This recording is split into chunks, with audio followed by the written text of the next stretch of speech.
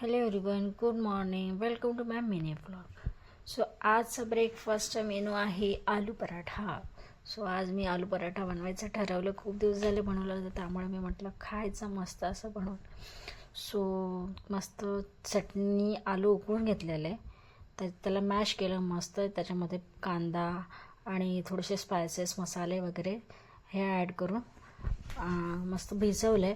आणि आटा भिजवला असा गिलासर, थोडा हलकासा ओलस असतो तो आटा, त्याच्यामुळे चांगली पोळी बनतात. आणि थोडा वेळ लागतो त्याला स्टफिंग वगैरे करायला, पण छान लागतो तो. मस्त असं मी पराठे बनवले, गरम गरम खायला दिले माझ्या हस्बंडला आणि नंतर मी पण खाल्ले. तुम्ही नक्की सांगा की तुम्हाला आलू पराठा कशासोबत खायला आवडतो, लोणच्यासोबत की सॉससोबत, की असाच खायला आवडतो बिना अचार आणि सॉसला. बिना सॉसने तर मला तर सॉससोबत आवडतो. सो मी सॉससोबत खाल्ला आहे मस्त. आणि मस्त तुम्ही बघू शकता माझा पराठा मस्त टम्म फुगला आहे. एकदम टम्म नाही, पण थोडा फुगला आहे. तर असे थोडंसं सॅटिस्फाईड होते की जेव्हा आपलं व्यवस्थित सगळं काम होतं.